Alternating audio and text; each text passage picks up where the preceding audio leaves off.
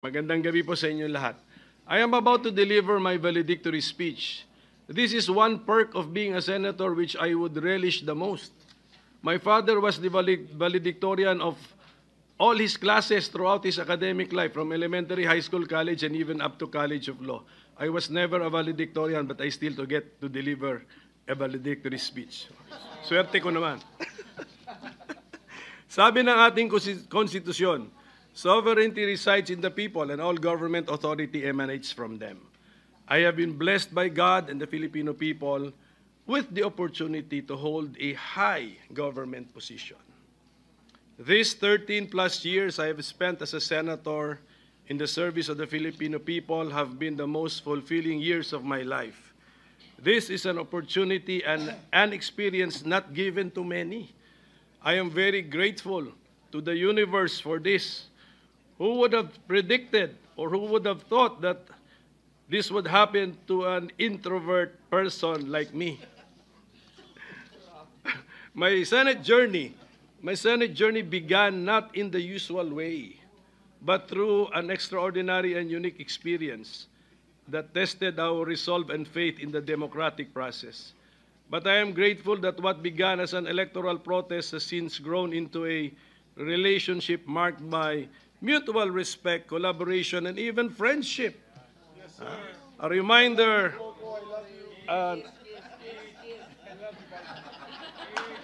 kumpare pa.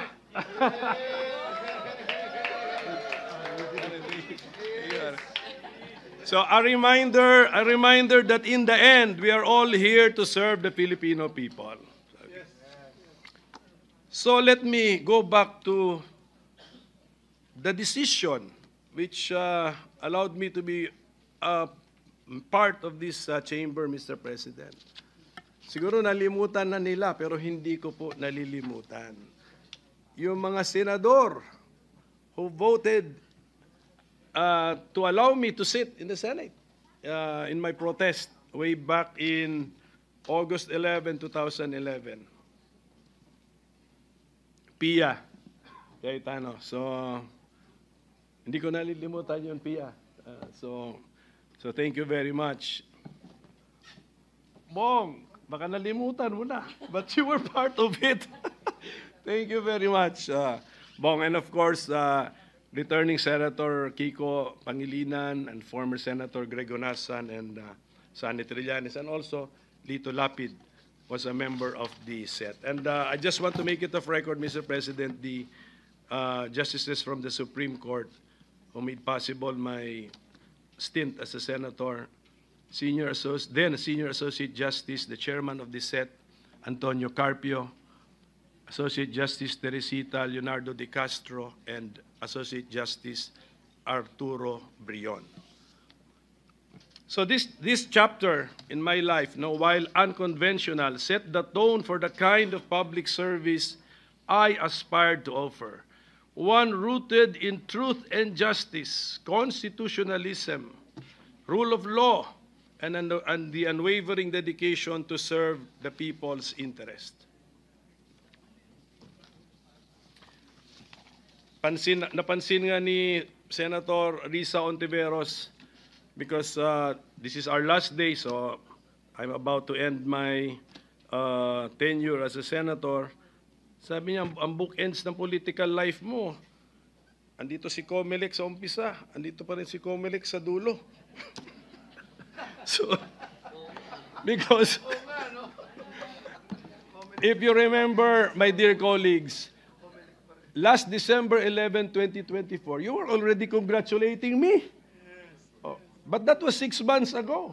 So 6 months later, hindi pa rin tapos ang issue na yon. So I hope nagdilang anghel kayo nung 6 months ago, Mr. President.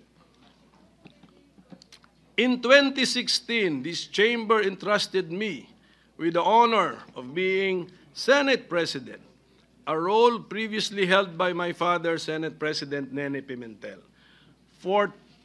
Can I reveal, Ma'am Lauren, can I reveal that ikaw may kasalanan nito? Yes, wala po akong ambisyon. Ako po'y tinawagan ni Senator Loren at sinabihan na, mag-ambisyon ka maging Senate President. Okay, so for 22 months, I endeavored to uphold my vision of a Philippine society which is just and fair, which saves and shares, scientific, peaceful, educated, healthy, democratic, and which is most of all happy and free with overflowing love of God and country. So passing a law is a collective effort. So together, all of us, during my time as Senate President, we shepherded, we started and/or passed landmark measures. Free tuition, free irrigation, the wage increases for public servants, the doubling of the base pay of military and uniform personnel, free public Wi-Fi, and extended the validity of passports and driver's licenses, care of Senator Grace po, the Bangsamoro Organic Act, Migs, sa'yo to, this is the effort of Migs Subiri, the universal access to quality tertiary education, the train law, especially that aspect which lowered personal income tax rates, the ease of doing business, Mental Health Act, to name a few. I would also like to thank all of you for helping me pass and/or for designating me to be the sponsor or co-sponsor of many other laws involving creation of courts, the NBI Modernization Act, the Estate Tax Amnesty Law, the Retail Trade Liberalization Amendments, the creation of the Department of Migrant Workers, sa'yo to, Joel, the Creative Industries Development Act and the Centenarians Act, both laws with the help of IME, the Government Procurement Reform Act, the Archipelagic Sea Lanes Act with the help of TOL, among others. One of the great privileges of serving in this chamber has been meeting and learning from some of the finest minds in our country's political and legislative history. I am grateful to have learned from their wisdom and, of course, from your wisdom, my dear colleagues, and your wit and your statesmanship. My time as minority leader has been most fulfilling too. I have learned a lot having been forced to read almost all of your bills. Totoo. Pero hindi kaya. Kaya I said almost all. So I thank my compatriot in the minority of two, Senator Risa Ontiveros, for electing me as the minority leader. Ganun kasimple yung aming eleksyon, actually, Mr. President. So, iwan ko na lang po sa inyo bilang pakiusap ko ang mga panukalang batas na na-file ko na sumasalamin sa aking mga personal na advokasya, kabilang dito ang pagtatag ng ospital para sa mga senior citizens. Saan si Senator Bongo? Sana pansinin naman niya ito. Ang modernisasyon ng Philippine Orthopedic Hospital. Ito, pag-isipan niyo po ito na mabuti, ang pagbuwag ng travel tax. Because, I mean, nasa Constitution kasi that we have the right to travel, so we do not tax a right. At ang integrasyon ng computer programming sa basic education curriculum. Sinusulong ko rin ang reforma sa People's Initiative and Referendum Act, pakitingin na lang po. And also, I filed some measures designed to discourage negligence and recklessness, ito yung tinatawag na mga quasi-offenses sa dami ng mga aksidente ng mga bus, mga heavy vehicles leading to injuries as well as loss of lives. Pag-aralan po natin ito. Marami akong lessons learned. For example, saan ako nagkamali, paano nyo kami nautakan? Gano'n? Oh. Yes, paano nautakan ng majority ay minority? Tapos, actually, may pagkakamali kami na present kaming dalawa. Kung absent yung isa, meron sana kaming parliamentary maneuver na nagawa. Pero hindi ko na muna i-detalye, ikwento lahat ito. Kasi ang bala ko isulat ito sa isang libro para naman merong pang bumili ng libro ko. Okay? So I owe this journey to many. Hindi ko po ito narating ng mag-isa. So to my colleagues, all of you, so if I look around, I think I've spent enough time in this chamber and I've been siguro so involved in your professional lives that I think I have personal relationships with all of you. Actually, with all of you. Ito si Sila Bato, si Bongo, si Robin. May kaso pa nga kami. We are fighting over a political party. Oh, and because of that, I have been forced to look for another political party. So party mates ko na, Tita Cynthia, Amy Marcos, Mark Villar, Pia Cayetano.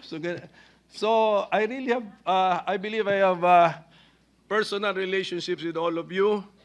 So I want to thank all of you. The Senate is not a place for echo chambers, but for courageous discourse. In diversity, we find democracy's heartbeat.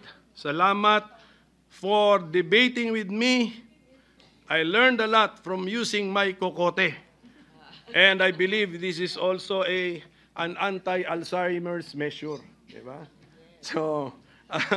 So, maraming salamat po muli sa inyo lahat. Pero siguro, kung meron man nasaktan sa 13 years ko rito sa Senado, kasi siyempre na-involved din tayo sa some highly political issues eh. Kung meron pong nasaktan sa aking mga kilos, nasabi, actions, or na-file, I beg for your understanding. And I pray that with the passage of time, you will find it in your heart to forgive me. So ganun lang po. If ever. Okay, so I'm assuming meron kasi lahat tayo dito sensitive eh.